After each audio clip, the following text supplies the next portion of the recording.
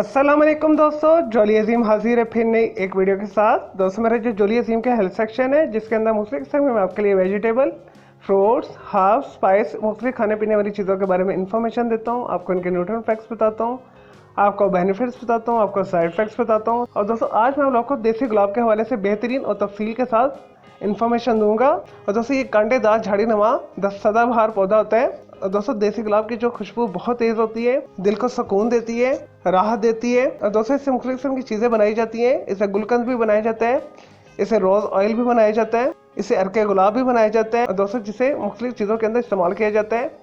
चले दोस्तों ये तो थे देसी गुलाब के हवाले से थोड़ी सी इन्फॉर्मेशन। अब आते हैं इसके न्यूट्रिएंट फैक्ट्स की तरफ।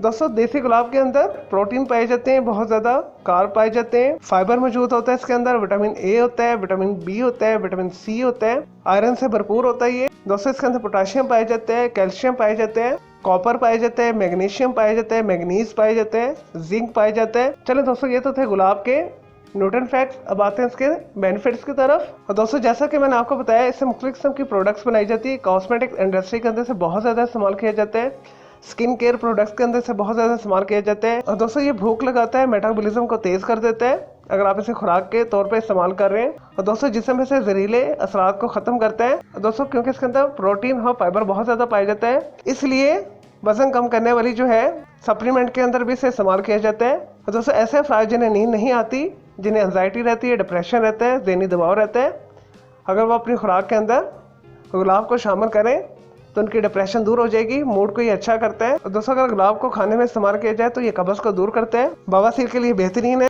और जितनी भी आंतों की बीमारियां से दूर करता है, कान के दर्द को दूर करता है, ये मैदे की एसिडिटी को ये कम करता है, मुंह की छालों को ख़त्म करता है। और दोस्तों आंखों की सेहत के लिए भी ये बेहतरीन है। और दोस्तों इसे सूंघने से सर दर्द में राहत होती है, सर दर्द को ये दूर करता है। दोस्तों गुलाब के अंदर कैल्शियम बहुत हाई मिकदार में पाया जाता है, इस वजह से ये हड्डियों की मजबूती के लिए बेहतरीन है। और दोस्तों आप इसे मुख्तलिफ तरीके के साथ खाने के अंदर इस्तेमाल कर सकते हैं। और दोस्तों जो औरतों के पोशीदा अमराज है, लिकोरिया वगैरह, सलानुर रहम वगैरह में ये बेहतरीन है। और दोस्तों जिल्द को चमकदार बनाता है, जिल्द को झुर्रियों से पाक करता है, डार्क स्पॉट को ये ख़त्म करता है, होंठों को गुलाबी करता है। दोस्तों जिल्द की खुश्की को ये दूर करता है, पिंपल और एक्नी को ख़त्म करता है।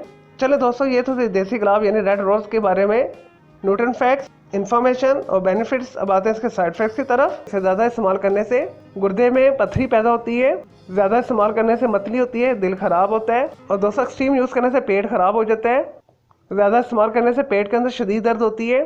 चलिए दोस्तों मैं उम्मीद करता हूँ आपको देसी लाल गुलाब के बारे में मैंने जो आपको इन्फॉर्मेशन दी है, बेनिफिट्स बताएं, साइड इफेक्ट्स बताएं, न्यूट्रिएंट फैक्ट्स बताएं, आपको ये वीडियो पसंद आई होगी। तो दोस्तों अगर आप मज़ीद रेड रोज़ के बारे में कुछ इन्फॉर्मेशन लेना चाहते हैं जो मैंने मिस कर दी है तो कमेंट के अंदर क्यूरी कीजिएगा, या कोई कंफ्यूजन है तो जस्ट कमेंट के अंदर क्यूरी कीजिएगा, तो मैं आपको इसको ज़रूर अप्लाई करूँगा। और दोस्तों मेरे इस वीडियो को आपने लाइक करना है, कॉमेंट्स करना है, शेयर करना है, फ्रेंड्स एंड फैमिली के साथ शेयर करना है। मेरा दूसरा चैनल है ग्राफिक्स एंड आर्ट्स का, कलर क्लाउड के नाम से, उसे भी सब्सक्राइब करना है। दोस्तों मेरे दोनों चैनल के बेल आइकन को जरूर क्लिक कीजिएगा ताकि आपको लेटेस्ट अपडेट और नोटिफिकेशन मिलते रहे। मुझे इजाज़त दें। ओके जी, अल्लाह हाफिज़, टेक केयर।